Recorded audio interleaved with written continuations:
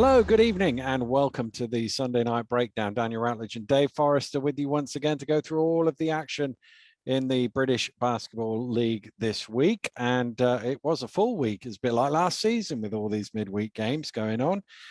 So let's go all the way back to Tuesday night, where Manchester Giants beat Sheffield Sharks 89-77 in the Cup. And Dan Clark was dressed for this game, but he didn't play at all. I thought there was some interesting rotations in the first quarter of this game, because Oscar Baldwin came on quite early. Nate Montgomery came on early. Jones came on early for Manchester.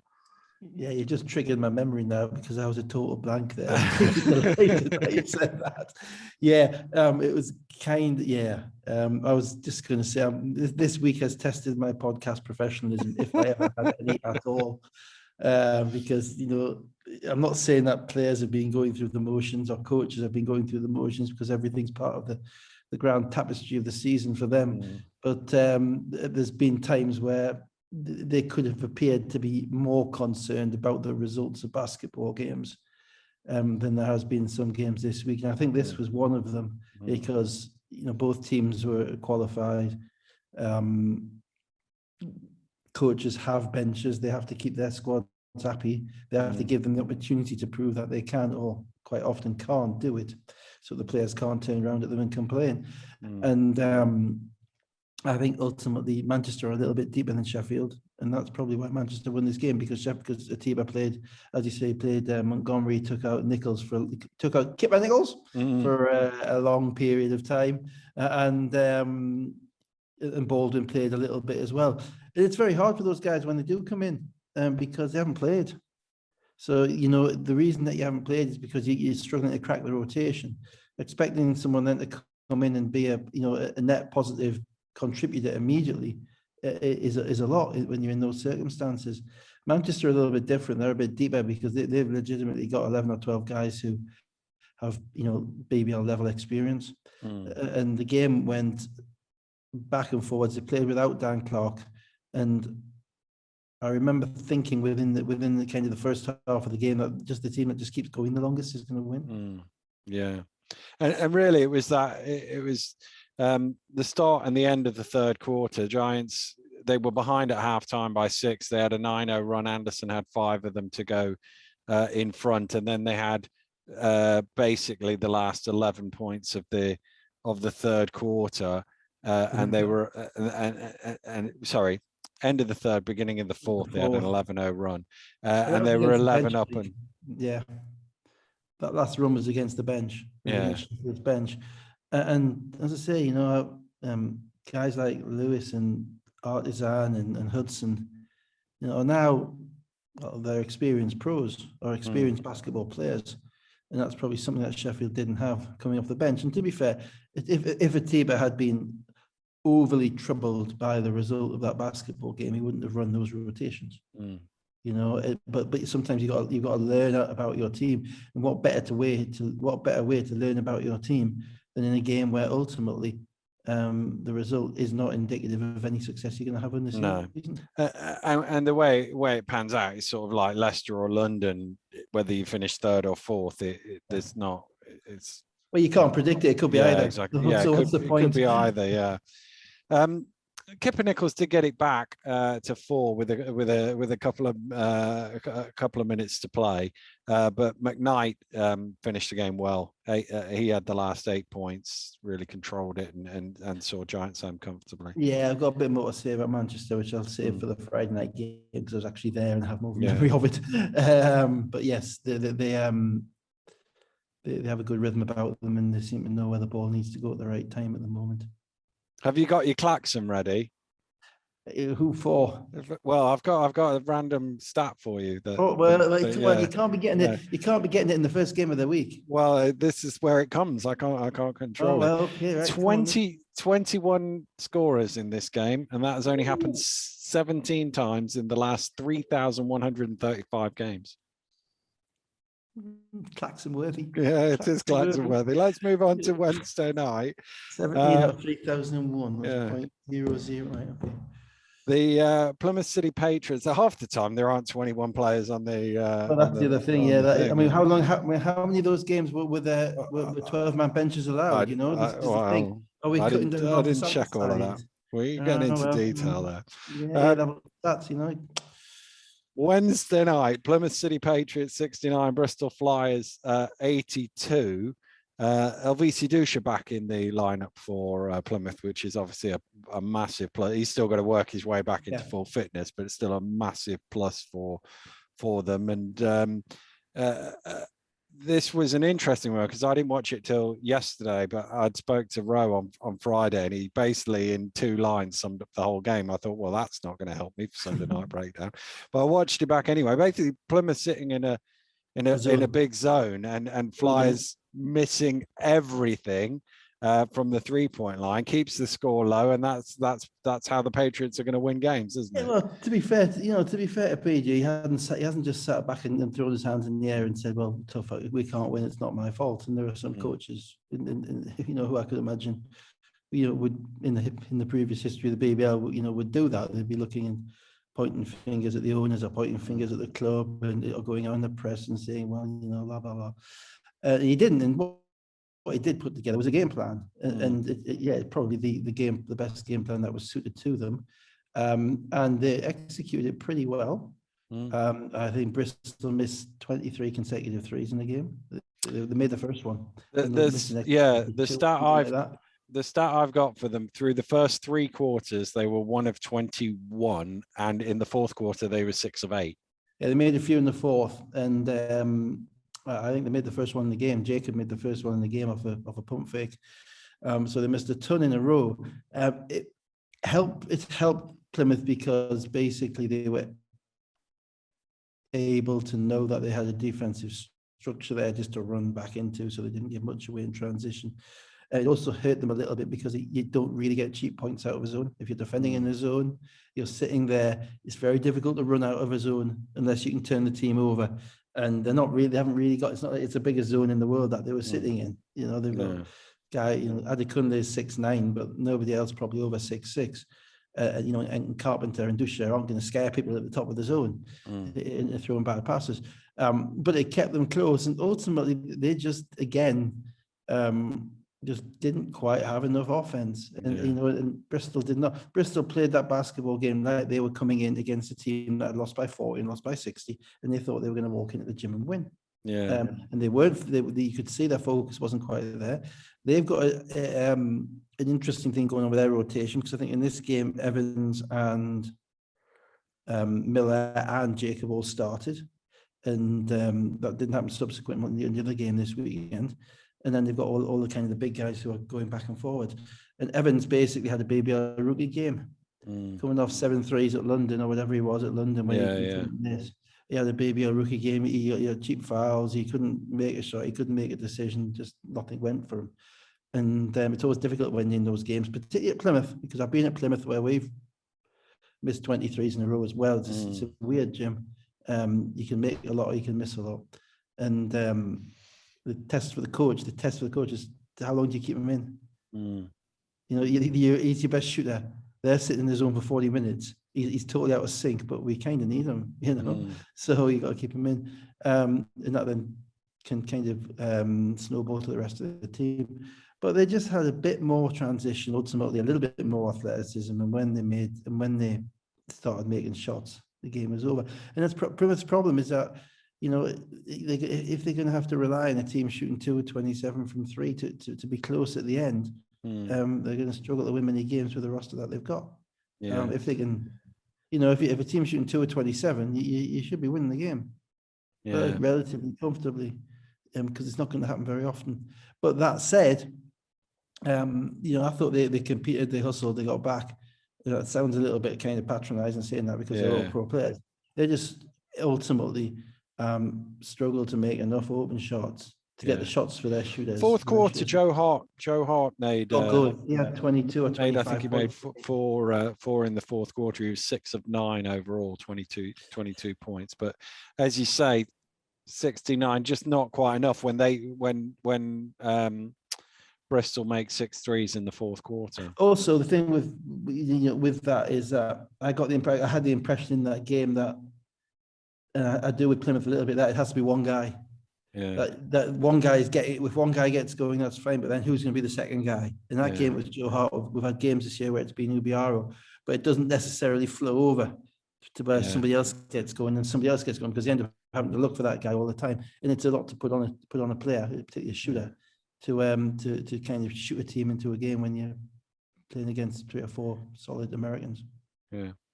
So let's turn our attentions to the European action on Wednesday, and we'll look at the women's game first. They were playing Zabiny Brno of the Czech Republic, and the Lions were beaten 74-82. Holly Winterburn was back for them. I mean, this was one of the games where they got down 10 early on. They had a few comebacks here and there, and then it would go back to 10, and then they would come back a little bit, and it would go. They never quite looked like they had enough to take control of the game. No, basically they couldn't get stops when they needed them, and the Czech team had an excellent point guard, and they had a centre who was who they were adept at getting the basketball into, who they couldn't stop under the rim, and they were very methodical, and it basically meant that London made some shots and London played hard, but the shot spectrum, as it were, the level of difficulty in the shots that were attempted throughout the game was far greater from the English team than it was from the Czech team. And that's why you never felt that they were getting over the hump, because Winterburn made some threes. Leonard was struggling. Leonard struggled a little bit in the screen and roll compared to where she's normally a maestro, and she struggled simply, I think, because of the size. The size of the Czech defenders, the hands. She couldn't throw that kind of cross-scope pass. They've got an issue going on, which one of our contributors pointed out on Twitter, which is spot on in relation to the perimeter players. They got 5 really solid perimeter players, and they only really played 3 of them. Breen, Winterburn, Leonard, Shanice, Beckford Norton, and there's one more I've forgotten. Leadham. Did you say Leadham? Leadham, of course. Leadham, yeah, Leadham. That's right. Sorry, that's the 5th one. Yeah. Sorry, Joe. And given that Leonard's playing the vast majority of minutes, because she's really their only point guard, that kind of means that one of those girls has to play the 4 to get 3 out of 4, 3 of the other 4 on the court. And Breen is probably the best shooter, but she's the one who's missing out a little bit at the moment. Yeah. And so it's a bit difficult against a smaller unit. You can get away with one of the leader maybe playing the 4, but against the Czech team, it's very hard, because they were very, very meticulous and methodical in getting the ball inside. So yeah, there wasn't a point in the game whereby they kind of switched or the momentum went. It was just a drip, drip, drip. London made shots and they played hard and they dived on the floor and they did all of that stuff. But it was your kind of your stereotypical Teutonic performance from a talented and disciplined team. Yosenkova with 17 and 13 led. Anna, her name is, okay. And Winterburn with 21 led the Lions. They're 1-1, those 2 teams now, and then Kelton got beat in their game against Casters, who Lions play next week. Interestingly, given how tight this group is and the points difference, that last play, they were down 5. They probably overplayed for a steal, thinking if we can get a steal, we might still be able to win the game. Gave up a corner 3 and lost by 8. And I was just sat there going, oh. The corner 3 was in transition, remember? She was wide open. It was because they were doubling up at the halfway line, trying to force a turnover. Right. And I don't know. I did actually think that as well. I did think, get back, play D. Well, or just take 5 points. Yeah, you've trained me well. Yeah. Don't know. I'll cover that in a minute, because it does look like at the end of the BBL Cup, points difference won't make a points difference doesn't matter, does it? It might matter, but Leicester and London is my one hope left. No, I don't know, because Leicester have lost an extra game at London, so Leicester lost to Bristol. So. Oh yeah, no, actually, yeah, you're right. Sorry. Yeah. So that's Oh, half an well. hour of good material. Yeah, Really but it's just disappointing. whether you might have needed it. Let's move on to another game where you might need some points difference. The Lions men's team Yeah, beating absolutely. Kapfenburg Bulls of Austria 68 58. Again, I was watching this back. They looked Well, really they couldn't shoot. They couldn't make a shot. discombobulated in the first quarter. Yeah. They just looked They, all out of sorts.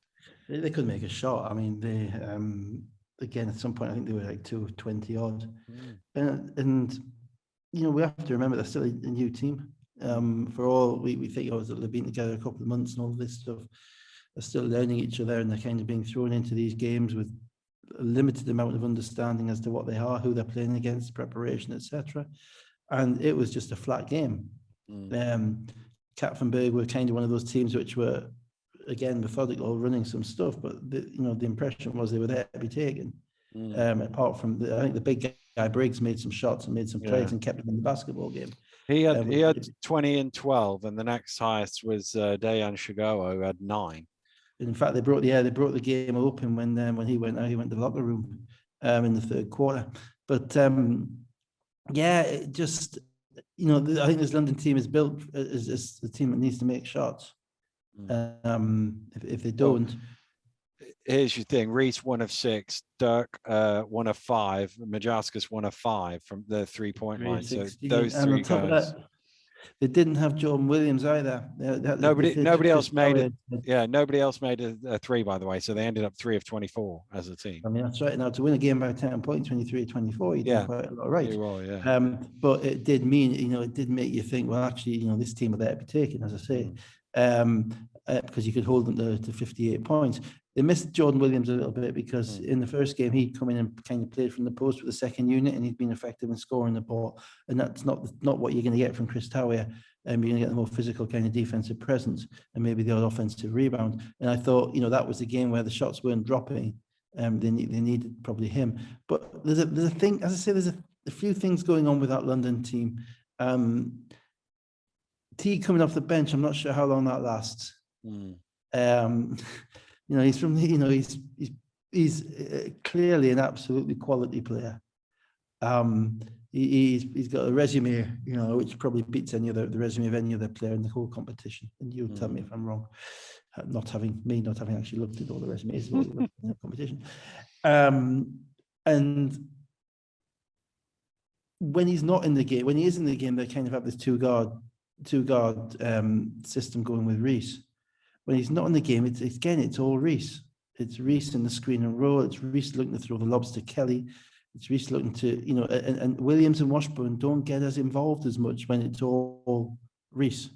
And when Williams is playing the 2. And we've tried, they've tried Dirk Williams at the 2 a lot. They tried it last year as well, and it never really quite works. He's not really got the size for a 3 in Europe, but he has got something which is very different. He's got the quickness, athleticism, the ability to get up, and the ability to knock down a shot off a catch and shoot.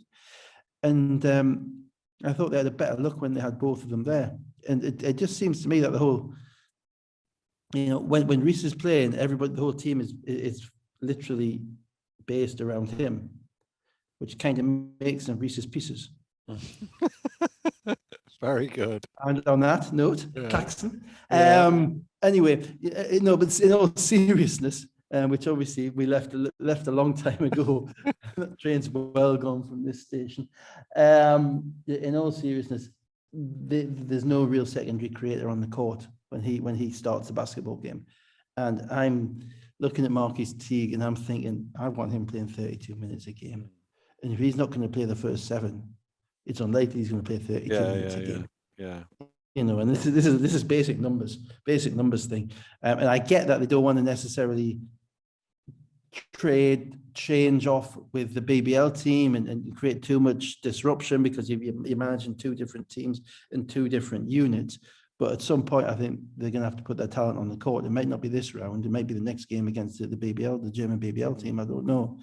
That's the interesting one now for me, is looking forward to next Wednesday. They play Beirut. They're actually playing the 3 games in a row. I was talking to Vince on Friday. He was happy that he's got the 3 home games in a row like that. Both those 2 teams are 2-0. I expect both of those 2 teams to beat the other two teams and qualify. And this really, for me, is the judge of how good are London, how far can they go. It will be how well do they play in these two games. Well, we know, don't we? I mean, we know the level of the German Bundesliga, and we know that it's, in reality that the high-level BBL players generally come from the division below. Generally come from Pro A. We don't get players from the Bundesliga because their financing is far greater than every team in the league, bar London at this point in time. So for people who've been watching the league last couple of years, Justin Gordon, Orlando Parker, and William Lee, all these guys were very effective players in the second division in Germany, and then they became very effective players in the BBL. The question is how big is that gap between the second division in Germany and the first division in Germany, and how close are we as a league in the way of kind of crossing that gap and getting into that level of competition? And how close are London given the extra players that they've got? And that's the point. And the only way we can establish that is basically, is the league two good players away? Because London are a really, really good BBL team without those two guys. They're not, I don't think at this point, a dominant BBL team without those two guys. They might end up being it, but having seen the other teams around the league, I see them being challenged at times in the season. So are we 2 players away? Are we 4 players away? Are we 6 players away? We're going to find out. Yeah. Whether, I think it's one of those situations where little differences, the old cycling, the marginal gains nonsense, that type of stuff. Yeah. I think if you give all the London guys soft pillows, they'll win. Yeah. Soft pillows and no drugs. Definitely no drugs. Yeah. I'm not suggesting anybody took nothing. You know what I mean? Yeah. So I think it comes down to coaching. It comes down to squad rotation. It comes down to how the guys are up for it. And I think, talent level, I would hope that they are. I would hope that they are at the talent level of a solid German BBL team with their European squad. If they're not, then we've got a long way to go to catch up. Well, we will find out this week. So let's, apart from slandering British cycling, let's move on. I'm sure it's all been decided. I'm sure it was a jiffy bag. Dr. Freeman's league. I read about this stuff. Soft, and they did have soft pillows. They definitely had soft pillows. I'm sure everybody can agree to that. Let's move on to Friday's game back in the BBL Cup, and we'll start in Glasgow. Glasgow 100, Cheshire 93. Mike Ocherobi is going to be out for a little while now. So Radwan Bakali was starting for them. Murray started for the Rocks. They announced a new signing, Terrell Green or Bello Green. I'm not sure. I've seen both. He didn't play. He was there, but he didn't. He was obviously not cleared to play. Yeah, remarkably cryptic stuff in Glasgow. Yeah. Wait for you'll see him tonight. Wait for the game. Where is he? Oh, he's not playing. These guys. But we've liked what we've seen from Bakali, and he had 8 as Cheshire started 13-6. Absolutely. I mean, to be fair, the hardest position in the BBL to come into kind of fresh is the centre spot, because you're right in the middle of all the actions. A lot of screen roll going on, a lot of quick players going on. And if you're not at the speed of the game and you can't impact the game with your size, then you're going to be run off the floor very quickly. And the thing with Bakali that's really impressed is that they seem to have picked him up from nowhere, beginning of the season, training player, like what they saw, good for him. But he has more than one move. He's actually quite dexterous with the ball. He's got a big body. He's got a little jump hook going over his left shoulder, but he can also spin back and finish the other way. And he's not committing dumb fouls, which sounds kind of like a given for a professional player. Yeah, but it's not. It's particularly really not. At that position in this league, that position with his size as well. Yeah, absolutely. And the confidence that they had in going to him early, I don't think Dickerson was playing in this game as well, so he got to play a little bit more than perhaps he otherwise would have. At the end of tonight's game, Ben said that Dickerson's been ill all week, so that's probably why. That'd be why. Well, look, it's silly season week, and if someone's not playing this week, you think are they going to be around any longer? So I'm glad he said that. It's cutting week. So he was impressive. They threw the ball into him, and then Glasgow with, as you say, Gareth starting at the 4, Fraser Malcolm coming off the bench a little bit. I watched this game back yesterday, and it was an up and down basketball game. There was a lot of free flowing basketball. Everybody kind of got the shots that they wanted. McSwiggan got going as well a little bit, which is always critical for Cheshire. And I like Glasgow. I mean, Glasgow are they're not a dark horse. And I'm talking about this generally because I can't remember enough details about a 183 game, I'm afraid. Yeah. But they're not a dark horse. But because everybody knows what they are, but they're not entirely convincing of me yet either. It's a weird one. I'm thinking that, like, at times you're thinking this team is seriously good, and at times you're thinking this team's got an off switch, and okay, lights out, no one's home, that type of thing. So sorry, you can take us through the game. So Cheshire started well. Hillsman got them back into it. Cheshire finished the first half well, and by the third quarter, they were 53-44 ahead, having only been 3 points up 2.5 minutes from halftime.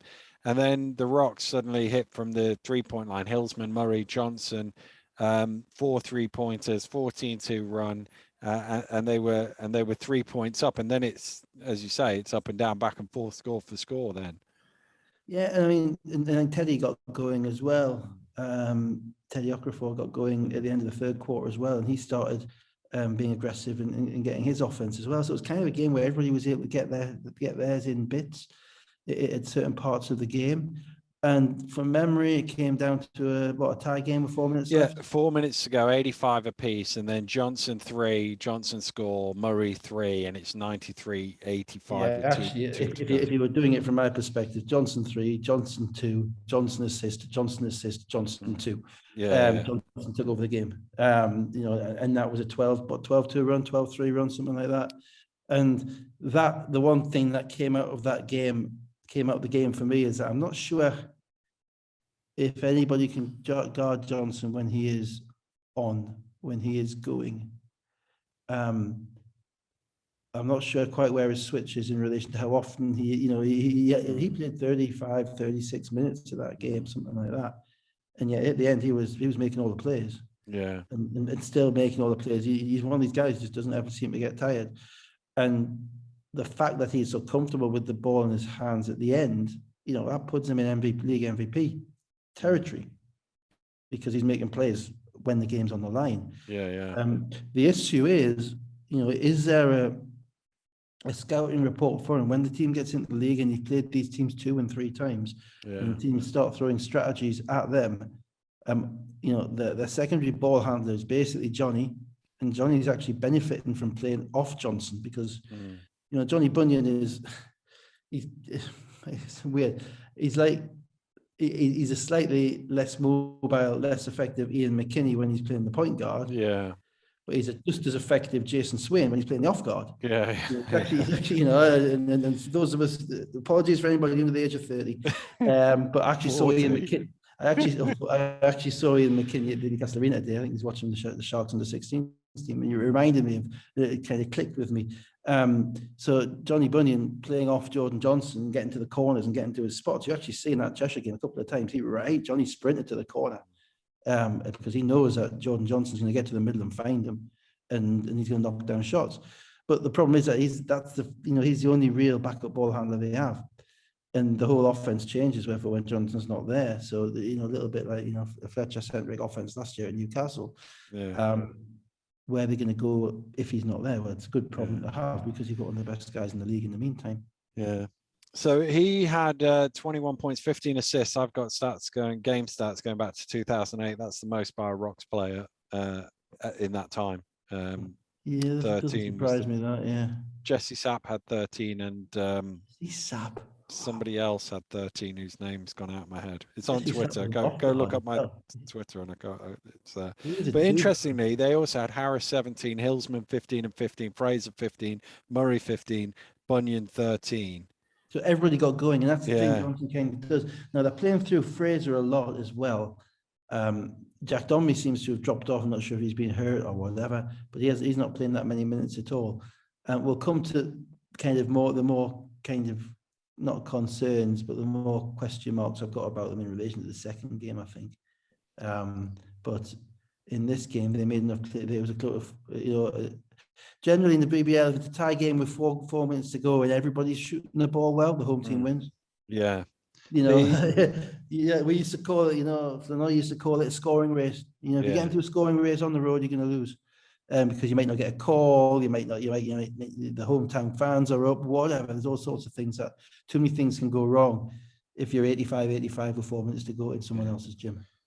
24 of 50 3-pointers between the two teams. 12 of 23 Rocks, 12 of 27 Knicks.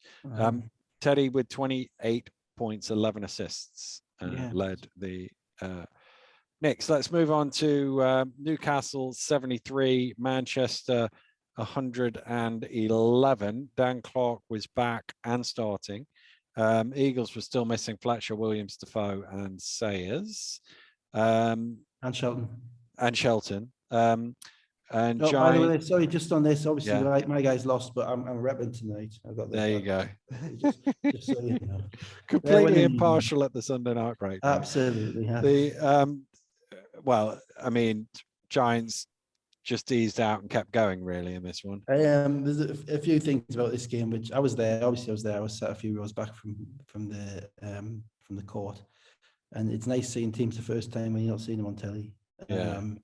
And to be honest, I've seen that Newcastle team for the first time as well, with Yabantu playing 40 minutes and Vincent, who subsequently got released the next day, playing for the odd minutes, and Johnson Thompson playing a lot of minutes as well. But about Newcastle, I've got nothing to say. You lose 5 guys, then Manchester are probably the only team in the league that could probably lose 5 guys and remain vaguely competitive because their bench is what it is. But 3 maybe, 2 definitely, but 5 very tough. But the thing was, so it's really all about Manchester. Manchester were with all those riders and all those caveats about the team that Newcastle had out. Manchester were ultra impressive to me. It wasn't the way that they played. It wasn't the fact they scored 111 points. It wasn't the fact that they were able to score on the bunch of Eagles 17-year-olds at the end. It's nothing to do with that. It was the manner in which they played. It was the manner in which they competed, which was intense but under control. They were disciplined, apart from Uncle Dan Clark waving his finger at the ref and getting the technical, and they just ran their stuff, and they didn't descend to what you would describe as kind of the innate sloppiness that normally comes about when you're playing against a team that you're comfortably going to beat. Yeah. And none of that happened. And I'm waiting to see cracks because they got 11, 12 players and they're trying to run them all. And there was just none. The system they've got is, absolutely perfect to run around Dan Clark. We've talked about that before. He's at the top of the space. He creates space for everybody else. It's like having a point forward.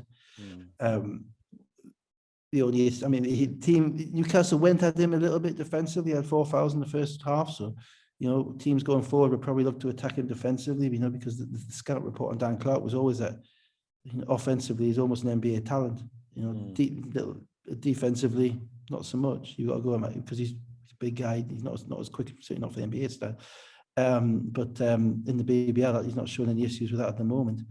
And just everything about them was, I like the point guard because Tariq Armstrong had Temba Yabantu in front of him. Obviously, Temba's a young kid. He's 20-year-old. He's making his way. He's playing 40 minutes. And, if Tariq Armstrong had wanted to, he could have gone at him. He could have, he could have done all the things he needs to do. He could have got his, flexed a bit, all that stuff. And he didn't. He just ran his team. He was still 6 of 7 shooting for 14 points, 8 assists. But the point is, he was 7. He only shot the ball 7 times. He could have got his shot most times. Yeah. Temba's a reasonable defensive player, but he's a young lad. And veterans generally find a way of scoring on young lads if they want to. And he just ran his team. And then McKnight. I looked up McKnight after the game because I haven't really paid much attention to some of the newer Americans in the league and where they came from. He averaged 21 a game. in NCAA Division 1 is Arkansas Pine Bluff. Now, it's not the highest level NCAA conference, but you average 21 points a game in Division 1. That's like a handful of guys average 20 points a game every year. To do that, you have to be able to score. And he looked just awesome. He got to his spots. The shots he shot were unbalanced. They were in rhythm. They were just hitting the back of the rim. You know, it was like watching kind of an NBA scorer. Just a guy just getting to his spot and shooting the basketball. And apart from that, you know, so they're the guys. Armstrong and McKnight are the guys that take them over the top. But everything else about their demeanor on the court and their confidence with each other was really encouraging. It was kind of un-BBL like at times. Although you know, they are a real threat at this point. I'm not going to go through every player because it wouldn't be right, because it wasn't about that. I know all those guys can play. It's about how they combine.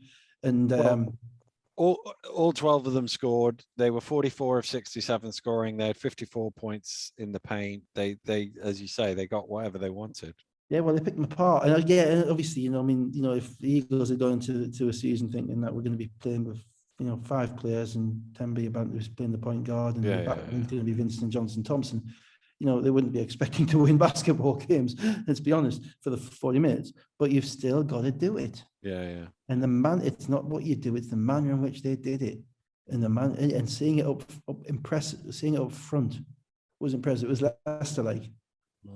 You know, it was Leicester-like. And you know, that was so they are, you know, absolutely on my radar now. They finished 6-2, do they? Yeah. 6-2. And, you know, they have a group which looks like it's well led and looks like it's going to get better. I suppose the interesting question to watch them going forward is, as you say, there's 12 guys there. Is how does he balance all of that? But you'd rather have all those guys and have to deal with that than have 5 guys that Newcastle had. Well, absolutely. And I saw nothing, and I was looking. Believe me, I was looking. I saw absolutely nothing in relation to kind of, I think, ego, that type of stuff. And I think the reality is it's all about your culture setters. And obviously we had that for years. So I know quite a lot about culture setters. And they have Dan Clark, who's obviously an ACB player for X amount of years, true professional, playing at 33, you know, just a pro, seen it, done it abroad. And they have Jamel Anderson, who is the exact same in this country. So the two of them cover all the bases, and they are both smart, selfless players. And that culture, you know, and then if you get the wrong American, you find out very quickly. But if you get the right Americans, you know, at that point, to fit around that culture with that right level of talent, you know, that is the recipe for success in this league. It always has been. You have your Indigenous British passport guys who know the league, who know the system, who set the tone. And that was, obviously, you can talk about Newcastle, you can talk about Leicester, because they're the two kind of last decade, they're the 2 teams that have set that, and subsequently London a little bit with Justin coming in as well. And then you add the right Americans to them, and that's what takes your talent level up. And you know, they've got the right combination of speed, of experience, culture, and youth, with Steele and Whelan, and Saunders probably goes the other way into the experience category, and they got a coach who seems quite happy marshalling 11 guys, 12 guys. So good on them. You know, let's see where they go. They're on the radar. They certainly are. Well, you mentioned Leicester and London, so let's go to their game on Friday night. Leicester Riders 93. London Lions 76. Nelson Henry's out for a little while now. We're not sure when he'll be back, but he's still in the boot. Justin Robinson is apparently a couple of weeks away. Jordan Williams didn't play in this game for the Lions, and Josh Ward-Hibbert was also out. Now, I'll confess. Does Josh get injured? He's hardly played. Must be practice. Yeah, must be. I must confess, I turned up there, and the first thing I did was look down at the London end of the bench and go, who's warming up? And then go, why has he brought everybody? Yeah. Now, I had this argument with Rowe beforehand, and Rowe thinks I'm talking rubbish, but I look forward and go, Wednesday night is the biggest game of London Lions season. This game is a meaningless game because they're going to finish first or second, and it doesn't really matter whether it's first or second. Even if they lose this game, they've got the next game to win. They could still come back. Yeah, they could still come back. So part of me is expecting to look down and see, Barking Abbey on the front of the shirts. But basically, he's got everybody who was fit and available for them, and played them all. Now, to me, I thought that was bonkers, but he did it. Everybody appears to have made it to the end of the game without getting injured. So that's the number one tick really for them. And then the game plays out, and the first half was your phony war, wasn't it? It was two teams. I mean, the only thing I can think of, a reason to play those guys, is to try to get them attuned to the BBL. And to understand that the BBL is not Plymouth and Surrey, as they've been the last 3 weeks. Because another of the things that I learned very, very quickly from sitting on the bench, which I had no idea about as a fan, was that basketball players are an unusual species, and they will not necessarily accept a word that some mouthy so-and-so says from the bench until they've seen it with their own eyes. The reality is you can say this is going to happen to players till you're blue in the face, but it's like as somebody who's been around the BBL for years and years, you know what you're going to walk into, the environment you're going to go into. It's like one of those fairground boxing gloves which comes out of the box and hits you in the face. And your players say, where are we going today? We're looking, and they're sticking their chin right over the boxing glove, even though you've told them, don't put your chin there because the boxing glove's going to hit you. And by the way, I'm making this up as I'm going on. And bang, in it goes, they get whacked.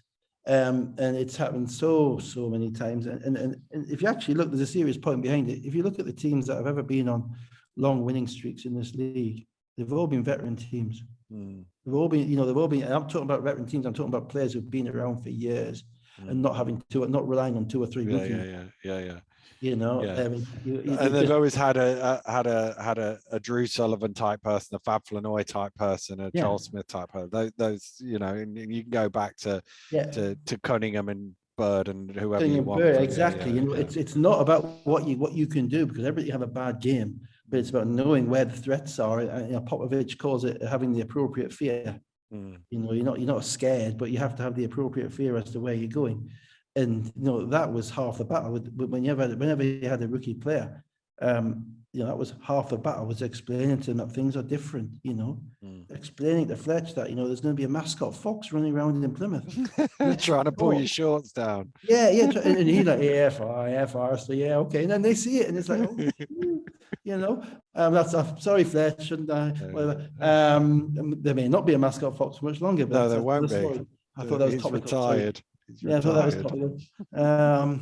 Whatever. And you can't. So having those. So getting back to the point, which was a long time ago, having those guys see, what a good BBL team is quicker rather than later. Probably a good thing. That said, what I would say to that is that's a much better argument than the one Rowe put forward on Friday night, and I will accept that. Rowe was saying, it's about the rivalry and blah blah blah and all of this, and I said, okay, so what was the score last year in the cup game that they played? And he made the same mistake that we made 2 weeks ago and picked the wrong game, then couldn't remember who won, then didn't know who'd won the second game in the cup group. So it was like none of that mattered. Let's go back to the game. Anyway, back to the game. No, Rowe's a player. I'll get him there. You'll get there eventually. Don't worry. Sorry, Anth. The game actually was that perfectly exemplified that, because within a minute and a half, Vince is calling the timeout. Because Reece is basically, he just stood there too. He didn't go into the huddle. No, because Reece has basically walked down the court a couple of times. Kelly's dropped an open pass at the rim, and they've given up a cheap layup to somebody. And then the last time, Reece he turned the ball over, they missed a shot, and he literally stood in front of Vince as the rest of the Leicester team ran past. And I'm thinking, this guy is not. This guy is not locked into this game at all. And happily, to be fair, Vince obviously thought exactly the same thing, because that was the typical coaching. What the is going on, guys? Are you going to start playing or not? Type of thing. And that's the danger you have with the players, because ultimately the players know what the game's about. They know what's on the line, which is nothing. They've just played on Wednesday night. They're in they've got basketball games coming out their ears the next however long. They're going to be traveling abroad again, all sorts of stuff. And it's actually why I like the cup format. It's just to digress even further, if I possibly could, because the cup format actually allows teams who want to play in Europe to not be stuffed the way that Leicester were 3 years ago. Yeah, when they were playing like Wednesday, Friday, Saturday in league games, which were meaningful games and affected the standard in the season. So I like that. I also like it because it means that basically everybody's going to have a reasonable shot at having a decent team when the league starts, as opposed to relying on visas and injuries and administrative difficulties with the home office and all that stuff, whereby you can be 1-4 before the season starts and you can't win the league. So I'm a fan of stretching the cup 4 weeks, but that's another point. But the players know that. Unfortunately, it does mean that a little bit of the quality, a little bit of the edge isn't there. And sports about edge, and we know it is. A little bit of that edge isn't there. And Reece, I thought in this game, and back to the point we made about how dependent they are on him without Justin. Reece was pretty disinterested. He was 6 of 24 in the game, but that's an example of it. That's not the reason he was 6 of 24. No. He just wasn't locked in, and I get that. I don't overly criticize that.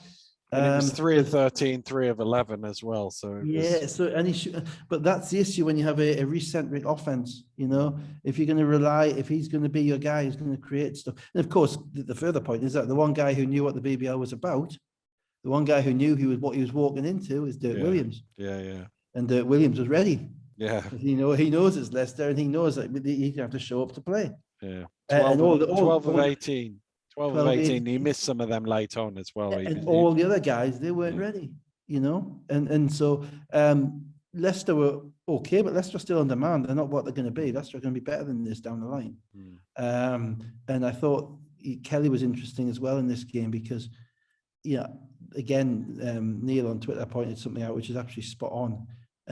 He runs like a wing, and his game is very modern game, kind of running, jumping, dunking, blocking. But when Mo Walker wanted the basketball 4 feet from the rim and put his backside into him, it was a bucket. And Mo Walker killed him. Mo Walker had probably 16, 18 points in that game. 16 points, 8 of 9 shooting. 8 of 9. Now, if 8 of 9 and you're 7'1", well, that's the problem, because basically the way you attack Kelly isn't by trying to throw things over him and around him. You just go straight into him. He's a shot blocker. You get a big body. You take the ball into his chest and you create space. And that's probably the knock on him. So it'll be interesting to see how that pans out over the season, because he has the tools to be very, very good, but he can't be, you're 7'1" in there with those long arms. You can't be giving up 8 of 9 to Mo Walker, because they weren't dunks off screen and rolls. They were nice. They were finishes. There was catches 6 feet from the basket, little floaters whatsoever. But they weren't. There were things that you'd want to be more disruptive on. So going forward, that becomes a potential issue for them.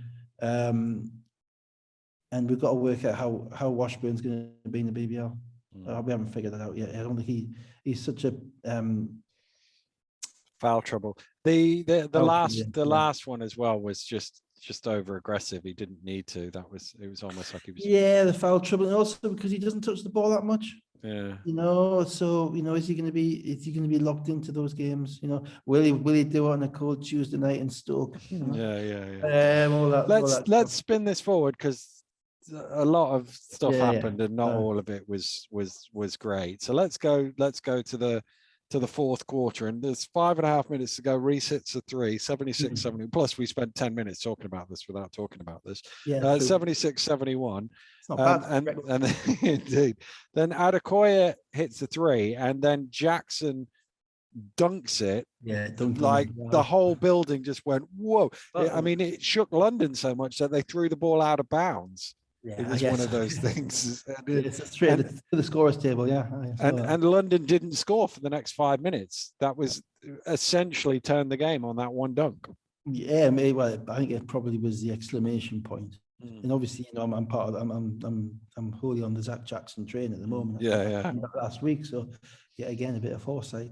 And they kind of, that appeared to be, if you're looking back at it, I'm never sure if there is actually ever apocryphal like turning point moments in games, because there's so many things happening around them.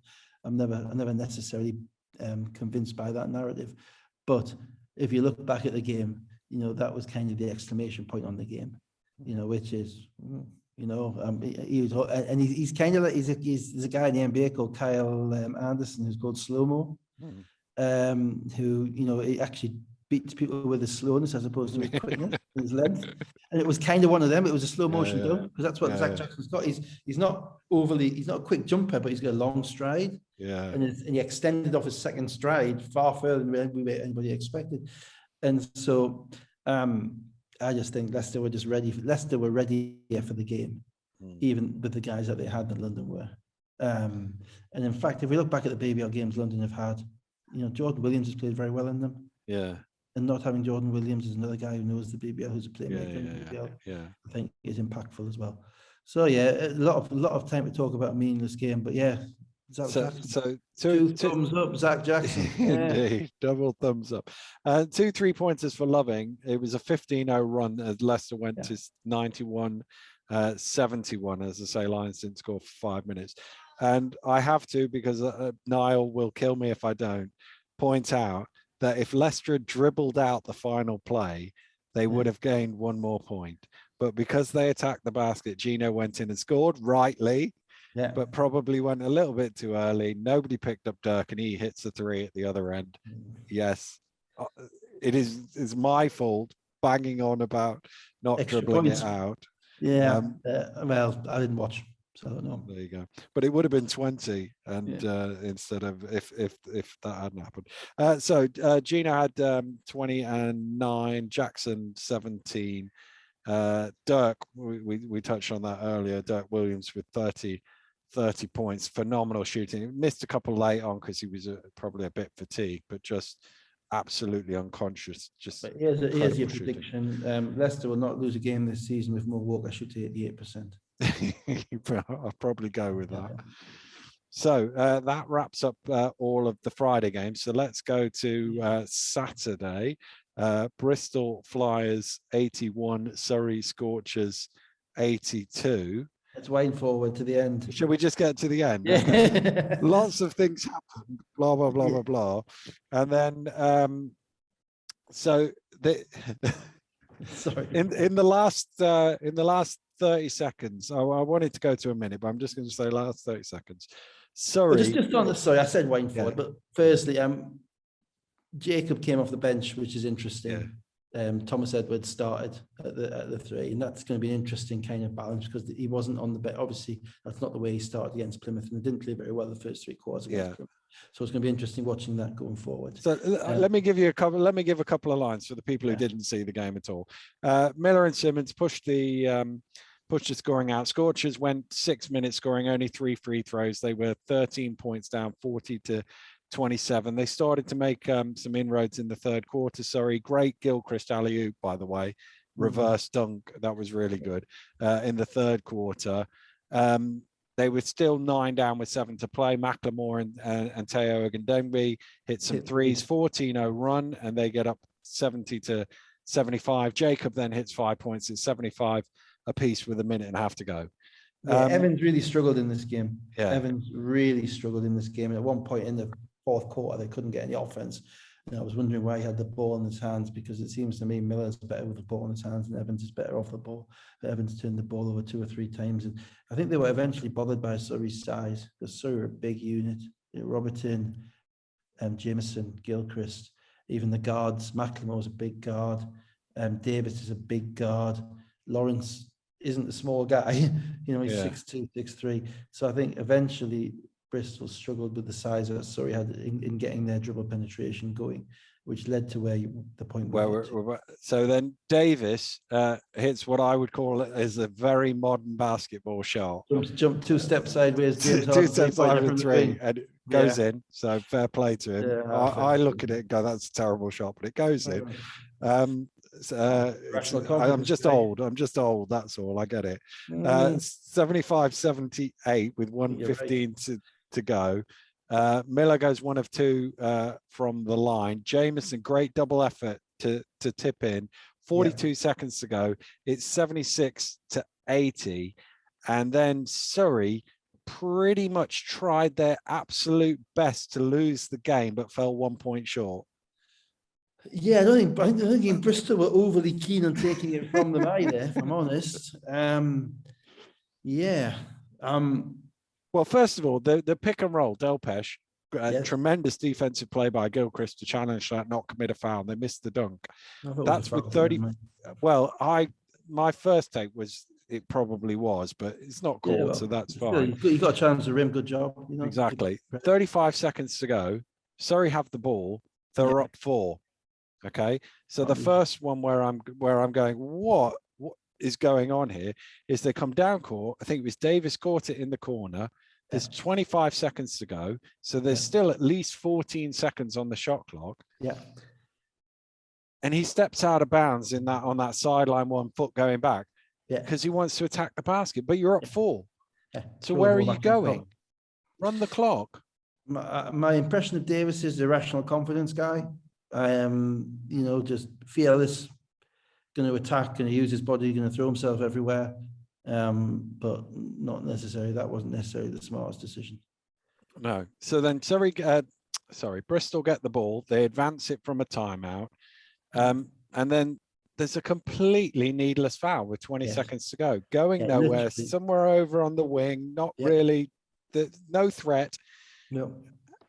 So you've stopped the clock and given them a chance to go to the free throw line to make 2 free throws, which makes it now a 2-point game, 78-80, with 20 seconds to go. And then Bristol, then Bristol made the mistake. Bristol have a nice little trap on the baseline of Lawrence when they throw the ball in. But like players I want to do, they foul too early. They foul when they've got that trap rather than making the first pass out of the trap, because you have a potential turnover if you're clued in. And if not, the worst case is the ball's going to someone other than Lawrence. Yeah, which is a good option. Yeah. So basically, you double Lawrence, get the ball out of his hands, and hope and see what happens. Yeah. Well, they didn't do that. They committed a foul. You've got 2 chances of a turnover, because even if he does make the pass away and gets it to a teammate, he's probably going to lose 2 or 3 seconds in doing that, and they have to get it over the halfway line. Yeah, you have enough. Yeah, you have enough time to see how it plays out. Anyway, Lawrence they committed the foul. 18 seconds to go. Lawrence makes 2. It's a 4-point game, 78-82. Yeah. Come down the other end. Evans misses a 3. Rogers sort of gets a rebound, misses. Surrey just cannot get the ball somehow. They seem to have more people in there and bigger people in there, but they just can't come up with the ball. And then Rogers gets fouled. And at that point, there's still only 5 seconds left. So he's got a decision to make going to the free throw line. What do I do here? You make the first one. You make the first one, which he did. Yeah. I'm not convinced it was a deliberate miss on the second one, but he tried to make it. I'm sure he tried to make it. But another brain melt. Sorry, allow Jacobs to grab an easy rebound and an offensive putback. Yeah, but 2 brain melts, because if you're Jacob, aren't you throwing the ball out for a 3? Well, that's the thing. If you're down, if there's 5 seconds to go in the game or 4 seconds to go in the game, right, and you're down by 3, if you dribbled down the court and took a layup, you would be looking, thinking, what's he doing? Yeah. Yeah.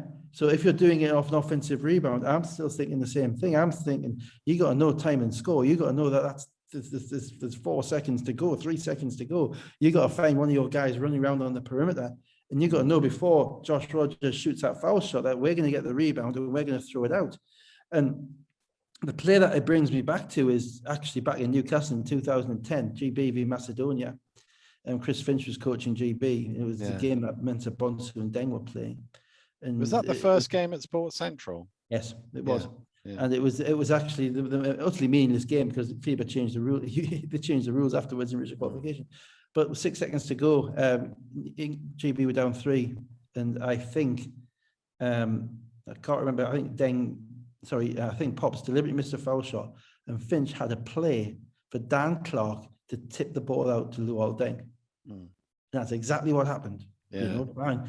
He tipped the ball to Deng. Deng made the shot. Players went bonkers. Pops started dunking on everybody in overtime. I remember. You know, and it's like same thing happened. Same thing happened at John Sanford, where the year the Tigers won the league, where I think it was Nate Reinking on the free throw line deliberately missed the second. Sullivan tipped it out, and James Jones in the corner. James Jones in the corner. I remember that shot. And it's even better at John Sanford because you had to mind. So you got to know that. You know, you've got to know that. You got to know what the score is. And if I'm getting the rebound, I'm even if you dribble all the way up the 3-point line and chuck up a turnaround crap 3-pointer, you might get fouled.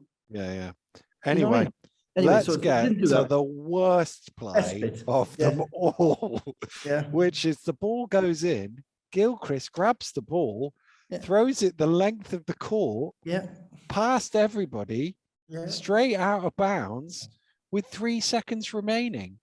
So it would have been, if you've got the volume turned down and didn't realize, as I did, because the family's watching a movie, it would have been Bristol ball on the end line, down 1 with 3 seconds to go. They were saved by the fact that Creon had called a timeout. Nobody heard the horn, so played on. But it was. And watching it on obviously watching it on the TV, you don't know that's happened. So at this point, you know, eyes are popping out of heads and all sorts of stuff. Like, what the heck's going on? Credit to Creon on that one for getting his time out in quickly, understanding the fallibilities of his players. Perhaps that's probably the best way of describing it. And knowing his own team. That one, I've got a memory on that one as well. It was actually the Friday before Plymouth beat Newcastle at the Metro Radio Arena in the trophy final. Newcastle played Milton Keynes on the Friday night before, and the trophy final 2007. Newcastle played Milton Keynes, and Fab was actually on the line down 1, or down, I think it was down 2 with 3 seconds to go. And he made them both, or he might have been down 1 and made the last one. I can't remember which. I think it was Mike New, or I can't remember who threw the ball, but one of the Milton Keynes players got the basketball through the length of the court, and Tony Windlass was at the other end, catching it in rhythm, 1 dribble, 2 dribbles, layup, game over. Except Vincent called a timeout. Bless him. So just as Tony Windlass is laying it in, the horn is gone. Timeout. Oh, whatever. I can't remember who won that game. That's the only thing I remember about that game. But it was the other way around, you know. Sometimes the point is, you're damned if you do, you're damned if you don't. Well, it was a good job he did. But even then, they had obviously advanced the ball, quick foul. Gilchrist misses both free throws. Yes.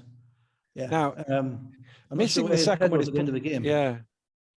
Because they had a 45-footer, 50-footer to win, which they should never got close to. No. But at the end of the day, sometimes you got to win crazily just to start winning. You know, and sometimes it kind of, you ease yourself into that, and that gives you a little bit of confidence to get better and better. And that's a good start. It's a good win for Surrey. Ultimately, going to Bristol's floor with a team that's coming together, lots of kind of disparate pieces. It's a good win for them. And as you say, now that they've won a game, maybe next week when they're in a similar situation, they win that by 6 or 8. I'm yet to be convinced, but we'll see. We'll see. Let's move on from that to Sunday's games, which were not quite as dramatic. I think it's fair to say. They became a chore at some point. I'm not quite sure when. I can't name it, but it became a chore. The most enjoyable game I saw today was my son playing this morning even though he got in early foul trouble. To be fair, there's a lot of fun going with broken noses. Indeed, that was his teammate. There we go. So Sheffield 86, Glasgow 73. Sheffield announced before the game that Lucian Christophas has left the club. They've got a guy coming in. I know who it is, but I can't say. Sorry. Ditto. Terrell Green. Those of you who know me and know where I've been might help you, but I can't say. Yeah. It's coming out tomorrow, I hear, anyway. No, so by the time they listen to it, they probably already know. Green played 15 minutes. Yeah, watch Green. Just on this, just on him very briefly. I know a little bit about him because we've looked at him before a couple of years ago. He's a Canadian kid, and got got some contacts in Canada, and he can shoot. Now he's very different than Mini because as long as Mini was, as wide as Green is, to use an old Chinese proverb. He is.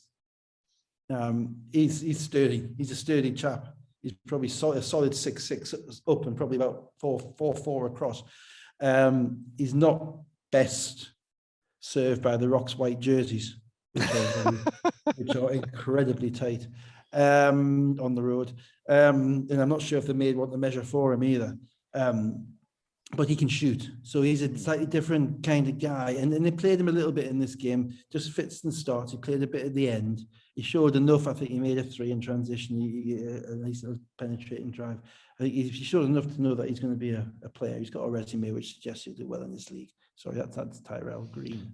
So I obviously didn't see this game because I was doing the Leicester game, but I looked at the Genius Sport had a total meltdown today, so the stats was a bit of a nightmare, but it'd come back up by the time I'd got home, and I saw that the Sharks had got started 12-0.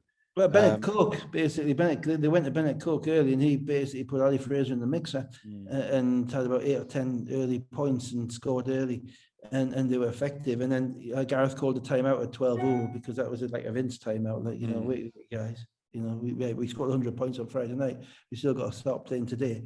And then Glasgow kind of found their way back into it a little bit. Fraser Malcolm came in, was very effective. Was effective not just shooting the ball, but effective in transition. He's developing. He's kind of I don't mean this as disrespectful to either of them. He's kind of a Louis Sayers clone. Scottish jock. Louis Sayers, I don't know, but he can shoot the ball. He's also developing his game around the rim. He's developing his game in transition. I think he's going to be. I'm not sure he's going to be the next Gareth Murray, but he's going to be a player if he continues to develop the way he is. And Johnson sat down a bit in the second quarter as well, and he never got going early in this game at all. It was a very Pons 4G game. It was kind of a bit of give and take. Bit cagey. Cheshire went on the run. Glasgow went on the run. They didn't get anything much out of Jack Domney. Cheshire didn't go on a run because they weren't playing. Sheffield. Sheffield. Give me a break. It was bad. This afternoon was hard. So games with nothing to talk about. Nothing on them. Very little to talk about. Okay, sorry. Go on. Rocks managed to take the lead by halftime, having been 12-0 down. But then Sheffield, Williams a couple of threes, Cook again. 14 points in a row. Sharks up to an 8-point lead, 50-42. Yeah, they're diametrically opposite teams in the way that they are. Sheffield are steady. Sheffield are the engine that just chugs along and will be there at the end and will make you pay for any mistakes that you make and will be relentless in what they do. And Glasgow are like they're like the big, the Pepsi Max at Blackpool. That's still up? I don't know. Showing my age. I know the ultimate like Water Valley hasn't worked for about 3 years. Someone killed a deer, I think. I don't know. Anyway, so they're up and down in the course of a game, not just And this was one of those games with Glasgow, and the one issue I potentially have with them going forwards, and we'll have to keep an eye on this, is the durability in the second game of weekends. Particularly if they're playing on the road the second game, because they cover a hell of a lot of miles. Yeah, they do. Yeah. Anyway, even Sheffield's a 4.5-hour trip, and Sheffield to most wrong-thinking Southerners is the north. So it's a long way for them to go. And I'm not overly convinced that Ali Fraser's body is best suited to play, 40 minutes in the second game of the weekend, having been on a bus for 6 hours. and they're going to have to get something more out of Jack Domney, I think, in relation to him, because Ali's such a massive player for them. Yeah, you know, and ultimately to win the league, you've got to win on the road, not relentlessly, but you've got to win the majority of your games on the road. And so that's the one issue I potentially have with them. Jordan Johnson was kind of, I'm not saying he was good, but he tried to take over at the end. But, you know, this year he had, 5 assists, 3 rebounds, whereas he's been averaging 8 assists, 8 rebounds. You know, in his game, it was a little bit like Reece. He wasn't quite locked into it. But then again, I'm not locked into it because it doesn't matter. These teams are going to qualify. Yeah. And so can't I sit here and complain about players not having it up, not putting it all on the line. You know, that's not what it's about. And that's the downside of the positives from the cup format, which I was telling you about. You know, we need 12 teams. We have 12 teams, and 4 out of 6 have to qualify. It becomes a slightly different kettle of fish, you know. Yeah. And we have Sheffield ultimately won the game, and you know they made plays at the end. Williams 3. They went. Rocks had made a 10-2 run. Williams then hit a 3, and they pulled it back out to 10 points. And they were Williams is an interesting guy. Watching him, you know, he's a scorer. He's kind of a 2-level scorer. He scores at the rim or he scores from the 3-point line. I'm not sure he's an absolute kind of. I think he's a little bit of a loose cannon for Sheffield's style, but I think that actually helps him. I don't think there's times defensively that he breaks down. He makes some less than smart decisions, but he's kind of got this kind of spirit ability in his scoring, which they need. And there are games this year already where you've seen where he's been 10 of 12, 10 of 13, and those are the type of numbers that change games, that win games. And so in this game, he made a couple of threes from the break off some good ball rotation near the end, and Glasgow just didn't have it. You know, they spotted Sheffield 12 points, and it's very tough to beat anybody when you spot a decent team 12 points before you start playing. Yeah. Right, let's move on then to Williams was 3 of 5, 17 points. Cook was 7 of 10, 18 points and 7. Johnson finished with 16 and 7 assists. 7 assists, yeah. Leicester Riders 81. Glasgow tweeted 5 assists. Did they? Oh, maybe I could have got it and wrong. Obviously, there's no stats to verify this, so you might lose your klaxon. Yeah, I might do. You might be declaxoned. We'll put an asterisk on that, so go out and Google it while you're listening to this podcast. I remember watching the Glasgow Rocks tweet about a game like, really? So Leicester Riders 81, Plymouth City Patriots 64. No Nelson Henry still for Leicester. Washington was rested as a precaution, so he didn't play, although he was suited and warmed up. Okoro, I say back in for his first few minutes as a Patriot, and this game was very much a team that had beaten a team by 50 a couple of weeks ago against a team that, you know, was fighting its way forward. Fighting for it. Plymouth had the first 5, Leicester had the next 10, and then Leicester started to edge away. Okoro managed to be, I think he managed 4 minutes, and then he got quite a nasty looking poke in the eye. Certainly by the end of the game, it was like a boxer's eye. It was all swollen up. I'm not sure he could even see out of it. It was never rains, does it? Never rains. No. That's a tough break. Yeah, it is a really tough break. Really tough for them, because they need some rhythm with him. They need that big body.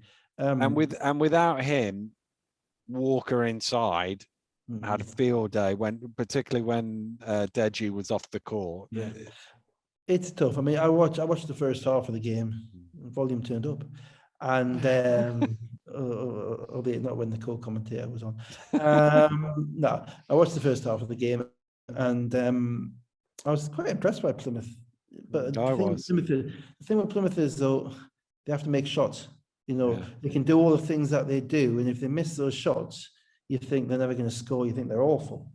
Now, in this game, LVC made a shot. Carpenter made a couple of threes. I think Joe might have made one. Denzel got to the rim a couple of times. So they were able to score in the way that they need their guys to score. The problem that they have is that Carpenter hasn't demonstrated that he's a 40% three-point shooter in this league. Neither is Joe Hart. LVC probably has, but he hasn't played enough. And LVC is going to be trying to create for other people. Shelton hasn't proved he can make enough shots. King hasn't proved he can make enough shots. So even when they're making those shots, if you're an opposition coach, you're not fearful that, oh, Liam Carpenter is going to go 6 of 8 from the 3-point line and win the game for them, because they haven't proved that they can do that yet, you know? So that kind of helped them keep it close. And when they're making shots, and because they run a decent, the system's good, they're disciplined, and they're trying hard, they're playing really hard, it means that they look good. But the gap between the shot making team and the team that's struggling to make shots widens. And as you say, when you've got a Mo Walker inside who is able to and you're by the way, I love the line in the first play of the game where BJ, for the first time in about 2 years, a team playing against Leicester actually blew up that play where they run the down screen for the cross screen normally for Nelson Henry to catch the ball wide open under the rim, and everybody goes, wow, that's a good play. And they run it every single week. Like we used to throw it to Defoe every single week, you know. We called New York, boom, Defoe, go, you know. And you know, and it's like eventually they blew it up and they stopped it, you know. So yeah, that's one for the coaches fraternity. But yeah, Leicester just gonna make, eventually they're gonna make shots. McKenzie's gonna get to the rim, Walker's gonna make stuff, Loving's gonna knock down a shot, Whelan's gonna knock down a shot, Adekoya's gonna knock down a shot, and they've just got that athleticism advantage, which makes it a little bit easier. And it looked in the third quarter like they were going, because Loving had made a couple of threes, Whelan had 7 points, they'd pulled out to 57-34, but they kept going. That's the point where you see the mentality of a team. You got beat by 50, you're now down by 23, you're on the road, you know, in the third quarter, and actually Shelton, Hart, Carpenter, a 4-point play, which is interesting because Ed Udansky is on the court refereeing that, and but he was on the other side, so he didn't make the call. But I would have been intrigued to see if Ed was on this side of the court, because EuroLeague, Eurocup have been looking at exactly that play to not call. So he kicked his leg out. It was one of them sort of like that, but he got a 4-point play out of it. It was, I mean, he was great, by the way, Carpenter, and attacking the basket, fearless. I think he was, what was he, 5 or 6 for 14 points. And they got it back. They never quite got to single figures, but they got to 10 or 11 a few times. And Leicester just made enough shots. Adekoya was really good as well. Well, I didn't watch the second half. I'll be honest. I was watching the other game, and which was vaguely interesting. This one, I was surprised when I flicked it back on because the stats were down. You see, it was only a 13, 14-point game. Yeah. So, you know, I was really surprised that. Credit to that. And you know, small victories. You know, if one was a betting man, and one obviously would never indulge. You know, the spread was 26 points. Yeah. So they beat the spread. And I know that doesn't mean anything to players, and it doesn't mean anything to the coach. No. But just looking at it objectively, it means that they've exceeded the expectations of the most important people in the world, which are the bookmakers. Loving with 26 and 4. Whelan and Adekoya, as I say, were both very effective. Crandall 10 points, 7 rebounds, 12 assists, 5 steals. Ubiaro had an Ubiaro game with 19 points. Carpenter, I thought, was, as I say, really good. Yeah, Ubiaro is. I mean, they probably need to win a couple of games, but Ubiaro is in line for the non-existent Most Improved Player of the Year award already. That's part of that is opportunity, but he has improved his game. He has a step on anybody now. He has a step on everybody in the league, and he's making enough threes and shots to keep people honest. So let's go to the final game. Cheshire Phoenix 99, Newcastle Eagles 84. And as I say, the Genius Sport was having a nightmare. So I got home to this. It was about a 12, 13-point game by the time I got home. I have no idea how it got to a 12, 13-point game. Basically, other than I assume that Namon Wright had scored, given his points tally. Yeah, basically Newcastle got there late, and so the game started very quickly. I understand that the baby had a ref from Cornwall on the game, who did not really need the game to start late, giving it a drive back to Cornwall. Yeah. Hello, Darren. Hope you're all right. Sergeant Bolton. And you know, as what generally happens when you've just walked in the gym and done that. Can I just acknowledge what a great crowd it was in there? I know that's. Oh Jesus, I was so happy to be 150 miles away. I was so happy. It was bring you You know, bring your kids to the basketball zoo day. Fantastic. Look at the zebras, eagles over there, Phoenix over there, you know, whatever. No, look, you got to do what you got to do in these times. And I didn't mention actually the one thing about the Newcastle Manchester game was, 3,000 people in the gym. You know, and you know, and that's obviously it's a little bit of buffing up kind of my club, etc. But it's 3,000 people in the gym. Yeah, it is incredible. Yeah. You know, and it was a good. And just I think I said that to one of the Manchester guys afterwards. You know, thanks for beating us by 40 in front of 3,000 people. No, yeah, you got to do what you got to do. It is in jest. If they can get people, that's the way they get people in the gym. Good for them, you know, no problem. There's just the noise, you know. Can you know, maybe a puberty test or something, you know, something like that. So the game. The game started. So Newcastle couldn't make a shot early, but Shelton rebounded everything to keep them close. I think Shelton had the first 12 points, and after about 7 minutes, no one else scored apart from Shelton. And he came off with a minute and a half to go, and the stat thing came up that he had 12 points and 6 rebounds in like 6 minutes and 7 minutes or something like that. And Ben talked about it after the game, actually, in the brief interview that they didn't do a very good job on him. But similarly, Bacardi started, he got going a little bit early. Newcastle had no real matchup for Bradley, because, you know, they had Johnson, Thompson, and Shelton starting, who were basically both undersized fives. And Bradley was able to get going. And then also Name on Right had one of the Name on Right games, you know, whereby as soon as he gets into his shooting motion and starts to rise up, you know, it's going in.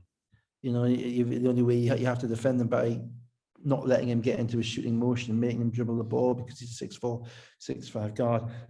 And they really didn't do a very good job of that. But, you know, again, the Newcastle are playing with, you know, basically 6 players. Louis Sayers played a little bit, but he's just back from the COVID thing.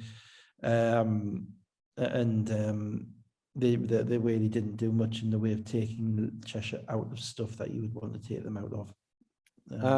Second half, a bit similar to the Leicester game.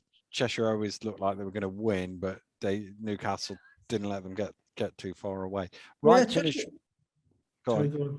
No, go on. I was going to say Wright finished with 33, and Shelton had 27 and 12 and missed 1 shot, according to Ben in the post. I think he was 11 of 12 or something like that, which is beats Moore's 8 of 9. I think that's probably the one thing we didn't talk about this, obviously Vincent, they made that move, Newcastle, and presumably, given how short of players it is, this is the contract thing that you were talking about last week. Yeah, I assume so. I mean, there's it's 8 games, 60 days, and Cheshire was Newcastle's 8th game.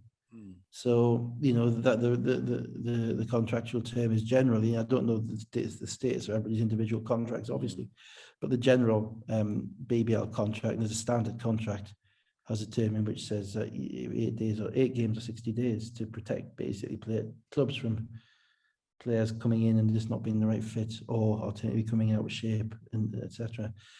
So they've made the decision that Vincent didn't fit. I think that's probably right. I don't think he didn't. I don't think he was to the point whereby he was, you know, bad enough whereby he looked and think he's got to go. He had 20 and 10 against Manchester, you know, so he can clearly play. And I think he can, you know, he got a decent rep from the guys I know in the Eagles camp as to the person he was.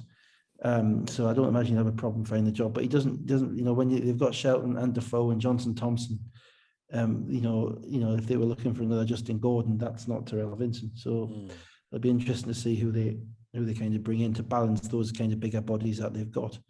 And obviously it doesn't, in relation to that game yesterday, it doesn't matter. You know, they were the competition anyway. So yeah, I imagine that was the case. I imagine that was the case with Sheffield, with Christophus as well. We might hear about other guys in the near future, in the next couple of days around the league, about if other teams are making moves. It's just so people understand, you can still release people for gross misconduct or sometimes extremely poor performance if you go through the normal kind of employment warning procedures, as it were. You know, coaches don't want to get into that with players. Now, that's the reason why they have this cut off, you know, which is basically it's a no guarantee. It's like the NBA, your deal is guaranteed and only until 8 games, only after 8 games. So you're guaranteed after a certain date. And it actually generally suits everybody.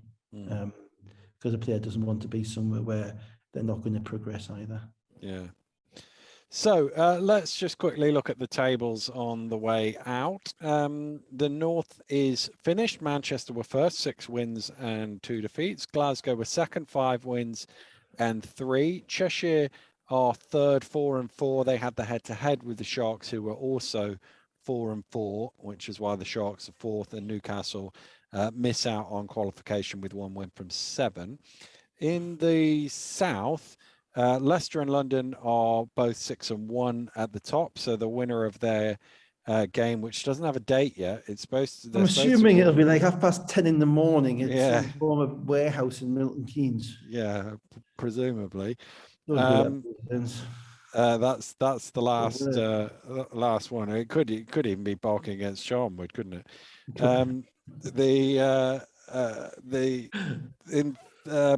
Bristol are currently in third with 3 wins and 4 defeats. Surrey are currently in fourth with 2 wins and 4 defeats, and Plymouth have missed out their 0 and 7. The 2 games that remain that are on the schedule. Wednesday, Plymouth plays Surrey. That game doesn't actually matter. And then Saturday, Surrey play Bristol, and the winner of that game will finish third, and the loser will finish fourth, irrespective of what happens in the Plymouth-Surrey game. Oh, that's interesting, because you would have expected, Surrey could sneak up in the third, but then you're still playing. So basically, you've got Leicester or London against Cheshire or Sheffield. We don't know which way around the South teams are.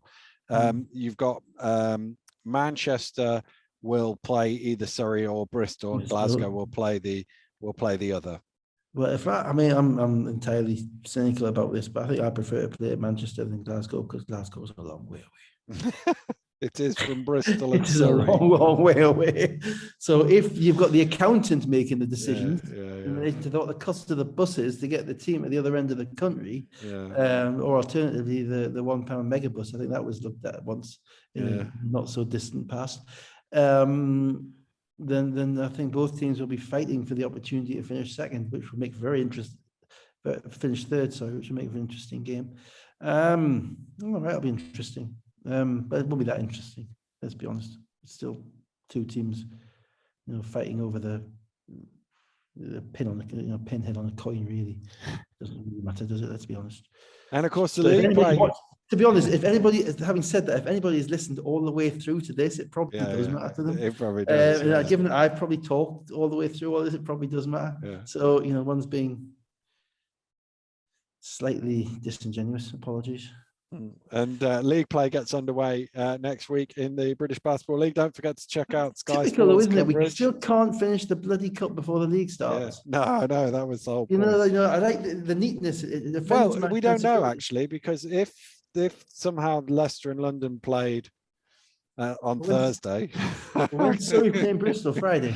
Wednesday. Oh no, Saturday. Saturday. So so we're all going to be, we'll have this meaningless little league game where we're all between Leicester and Newcastle. We're all hanging on the result of Surrey and Bristol. See who has to pay to go to Glasgow. These are the things that keep the wheels of basketball in this country turning. Well, by this time next Sunday, we will know the answer to that question. So if ever there was a tease for next week's Sunday night breakdown, that is it. But can I just absolutely confirm there will be no prospect of points difference making any difference to any of these group positions?